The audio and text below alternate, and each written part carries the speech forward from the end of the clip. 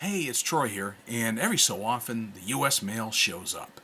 And every so often I get excited when that happens. Today would be one of those days because, as you saw, my eBay account kind of got hacked by Anonymous and they exposed the fact that I had some pens on the way. Well, this happened to be one of them. This one right here. It is a German pen. It's a piston filler. It is made by Wortman, Wortman. It's a vintage pen, and I'd heard of Wortman. I've just never touched one. I'd never really seen much of them, but I have heard of them. And it was one of those that kind of piqued my curiosity because I do tend to like a lot of German pens that I have owned over the past while. And all the ones I've touched so far have been fairly decent. I've only had one that I've gone, it's all right. But they're the ones that came later from that same company I thought were far superior. So I went ahead and took a chance on this little boy right here.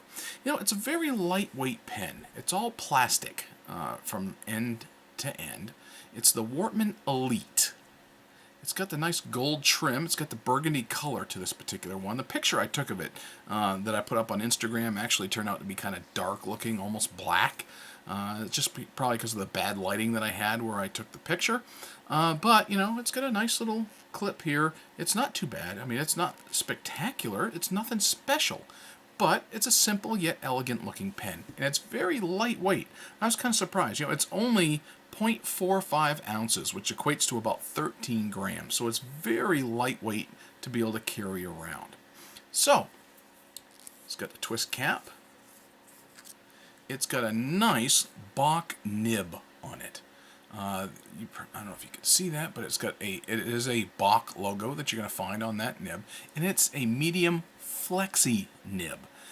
I'm not a big fan of flex nibs, but this one was okay, and it's got that ink window. You may be able to see it. Yeah, see that ink sloshing around. I've already defiled it with Robert Oster's Fire and Ice. Defiled is probably a strong word, but I can already see it's gotten bluish inside that ink window as it squishes around. That's what I expect, though. I mean, what do you expect? So, it's not a bad pen. It writes a little different because I'm not used to flex nibs. So I went ahead and gave it a shot. I'll show you the picture of the writing that I did do. And it's always different writing with a flex. It always feels like it's a little toothier. It always feels like maybe it's a little scratchier when it's a flex nib, just because of the way flex nibs operate. But this one, it actually was very springy, and you had a lot of give to it as you wrote with it. So it's a little better, I think, than some of the flex nibs that I've tried or have owned over the past years. So, what else is there to tell you about it? Well, if you can find one, and be honest with you, I found them on eBay, but I haven't found really any information. I've been doing some digging since I found this pen for sale. Did some digging, didn't find a whole lot of information, but like I said, I've seen and heard of Wortman pens before. So, if you were looking for a Wortman, you can find them online for sale. But if you're looking for information on Wortman, you're really not going to find a whole heck of a lot. It's kind of a short pen when it's uncapped. I mean, shortness, we're talking only about 4 3/4 inches long. It's almost too short to fit into my hand comfortably, but it's there. But it's definitely not overdoing it with it capped, because like I said, the whole pen itself is only about 13 grams, and that cap does not seriously backweight it at all. So I would probably write with this one posted, and as I have been. So all posted, it's like 6 1/8 inches long. So that puts it right there with your normal size pens. So it's my new toy, my new German precision engineered toy.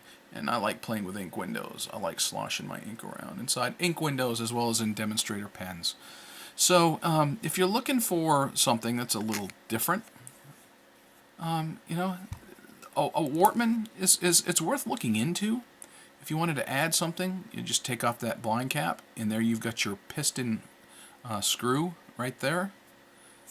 So if you're looking for something different to add to your collection, look for what you can find. And I've only really been able to find Wortmans on eBay. I've looked at some other sellers that when you Google them, and you can find some websites, but I haven't really been able to find much for Wortman. So, like I said, it's a brand I've heard of, never really tried. So I got the chance to try it, bought it, and it showed up in today's mail. Been playing with it so far. It's a nice new toy. It's a pretty looking toy, and it's probably something I'm going to keep in my collection. It's probably one of the better flexi nibs that I've had, probably because it's a Bach nib. And nice precision German iridium point engineered. So, anyway, just thought I'd throw that out to you guys. That is one of my latest acquisitions. And I've got some more coming that I'll talk about. But my pretty little toy. Bye. Hey folks, I figured I'd try to do a writing sample since this is a nice flexible nib on this Wortman. So let's go ahead and see what I can do on my Rhodia dot pad.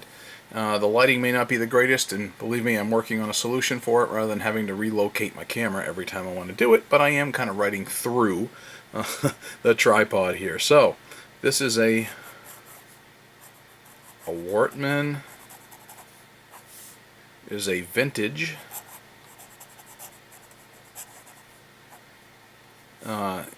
It's a vintage pen, but it's the Wortman Elite. This one is a piston filler. Probably hear there's some good amount of feedback. That's probably because it is a flex nib. And flex nibs, from my experience, tend to write a little more scratchy and tend to give a little more feedback. But I don't know if you can see it though. That's a good amount of flex in that nib. It's a good amount of give in that nib. I don't know if you can see that, but that's nicely flexing for me. So this, in theory, is a medium. Yeah, like I'm scribbling. A medium nib, and I put into this pen some Robert Oster Fire and Ice. Not that I know why he called it Fire and Ice, but hey, what the heck. I didn't name it. But it's, like I said, it's got some nice give to it.